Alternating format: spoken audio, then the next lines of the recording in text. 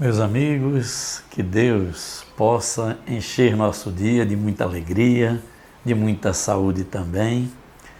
E hoje estamos aqui novamente junto a vocês para fazermos mais um estudo espírita em nosso canal. O estudo de hoje, gente, alcança a todos nós, invariavelmente, desde os muito jovens até os mais idosos. Esse estudo nos fala envelhecer com serenidade.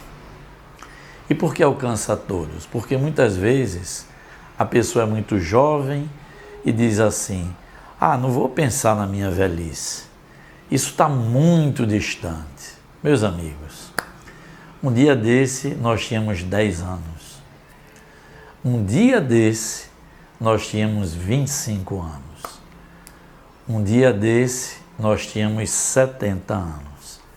E assim diz o Espírito quando volta à pátria espiritual. Um dia desse eu estava na matéria. Então a vida física é muito breve. Realmente é um piscar de olhos diante da eternidade. Então nosso estudo vai nos falar e nos fazer refletir sobre o nosso equilíbrio espiritual diante, gente, do impositivo das leis que regem a matéria. O que nos diz a lei do renascimento? Está lá: nascer, viver, morrer, renascer ainda e progredir sempre. Essa escritura está lá no túmulo de Allan Kardec, que é a base fundamental filosófica da doutrina espírita. Os espíritos ainda dizem assim: no momento em que você está respirando e agindo, você já está envelhecendo. Essa é a realidade de nossa vida material, que já estudamos aqui, profundamente breve e transitória. Meus amigos, a depender do nosso grau de maturidade espiritual, como nós receberemos a velhice? Ou com sofrimento, ou com serenidade, não é? Quanto mais evoluirmos, mais vamos compreendendo a maravilha da lei do renascimento. Joana de Ângeles nos diz assim: o pior da velhice é a forma refratária com que muitos a consideram, ingratamente. E Joana complementa: quantos gostariam de alcançar essa quadra da vida humana e não conseguem? Não é, gente? É um grande erro a gente achar que enfermidade é sinônimo de velhice. Não. Até porque no mundo material, pela nossa necessidade evolutiva, as enfermidades também alcançam uma grande quantidade de jovens. Ou seja, todo espírito reencarnado, ele passa por alegrias no mundo material e por momentos também de dificuldade. As enfermidades são exemplos dessas dificuldades que nós passamos em qualquer estágio da nossa existência material. Então, essa preocupação que muitas pessoas têm de se revoltarem, de estarem em verdadeiro desespero pela proximidade da velhice, denotam muito, mas muito, a incapacidade de compreender a totalidade da nossa existência e, principalmente, a finalidade de estarmos aqui evoluindo. No sentido dessa preocupação, eu trouxe do livro Boa Nova, de Humberto de Campos, um diálogo muito próprio para esse nosso estudo.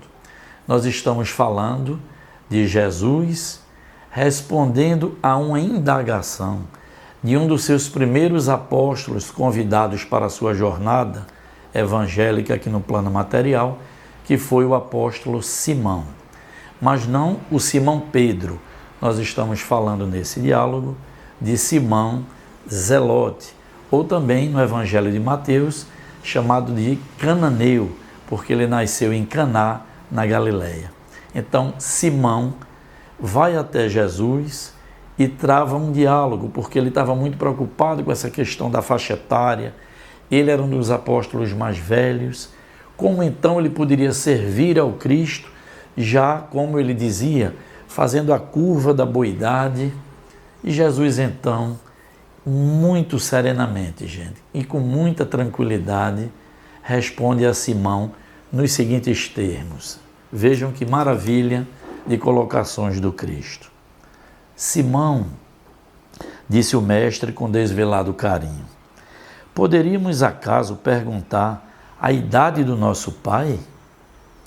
E se fôssemos contar o tempo na ampulheta das inquietações humanas, quem seria o mais velho de todos nós? A vida, Simão, na sua expressão terrestre, é como uma árvore grandiosa. A infância é a sua ramagem verdejante. A mocidade constitui de suas flores perfumadas e formosas. A velhice, entretanto, é fruto da experiência e da sabedoria. Há ramagens, Simão, que morrem depois do primeiro beijo do sol, e flores que caem ao primeiro sopro da primavera. O fruto, porém, é sempre uma bênção do Todo-Poderoso. A ramagem é uma esperança, a flor, uma promessa, o fruto é realização. Só ele contém o doce mistério da vida, cuja fonte se perde no infinito da divindade. Em face da grandeza espiritual da vida, complementa o Cristo. A existência humana é uma hora de aprendizado no caminho infinito do tempo. E aí Simão, para finalizar, diz assim: então, Senhor, de qualquer modo, a velhice é a meta do Espírito? Responde Jesus: não a velhice enferma e amargurada que se conhece na terra, mas a velhice, experiência que edifica o amor e a sabedoria. Então veja a resposta de Jesus. Não aquela velhice amargurada que ainda, gente, infelizmente, alcança muitas criaturas que ainda não têm a maturidade espiritual e, como dizia Joana, agem ingratamente quando vão alcançando essa quadra maravilhosa de amor e sabedoria, que é a fase da velhice.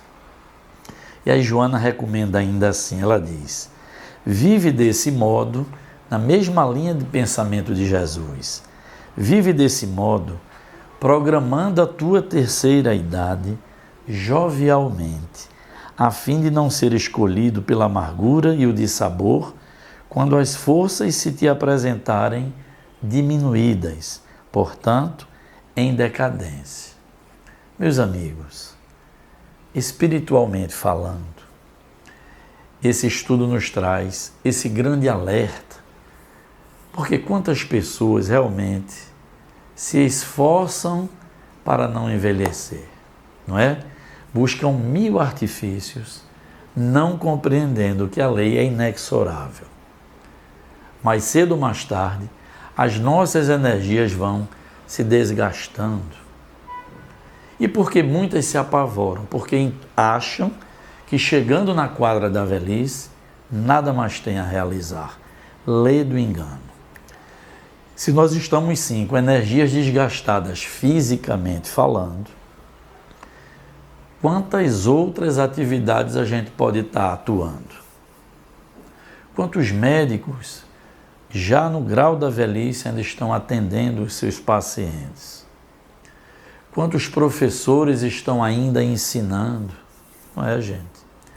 Então o espírito, quando o corpo material entra na decadência energética, sim, ele pode atuar em muitas outras frentes.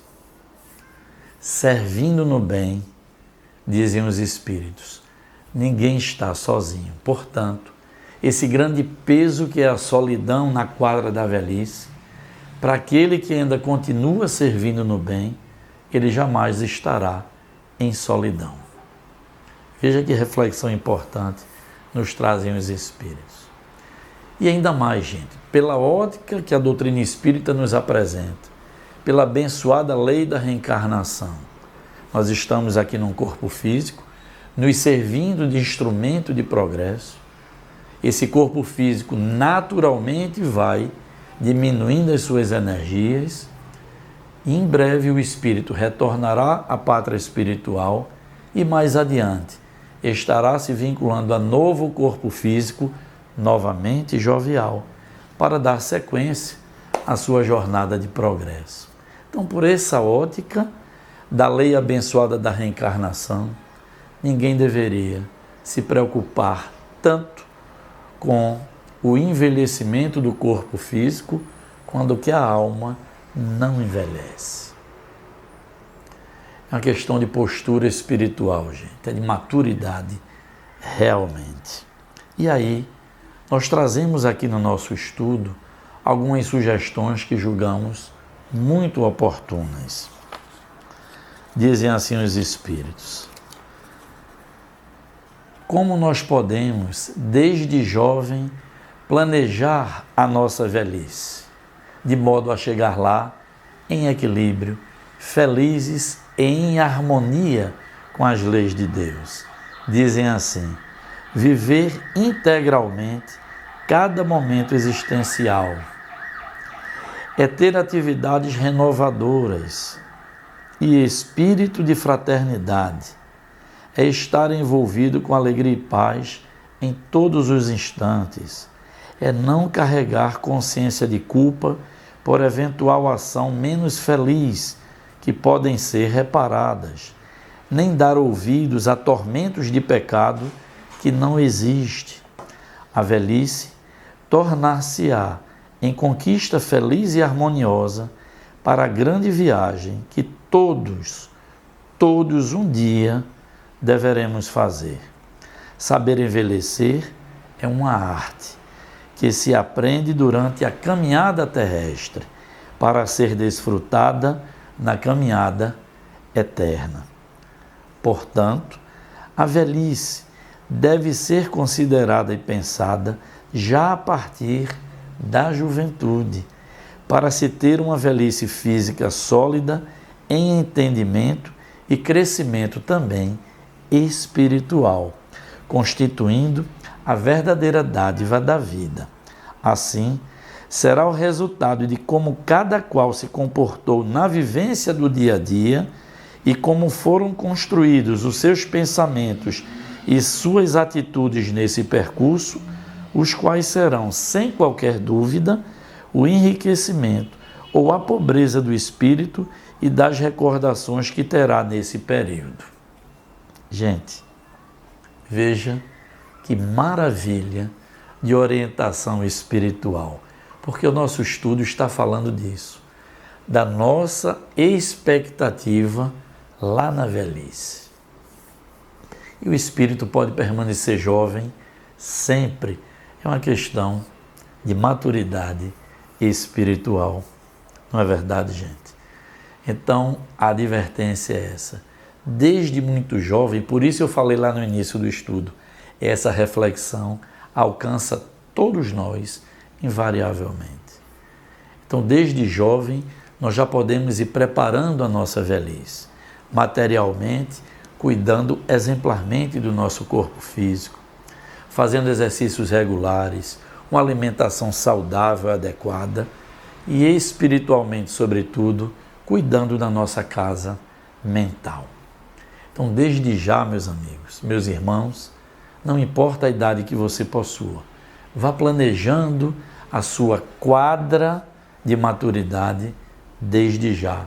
É o que nos recomendam os Espíritos.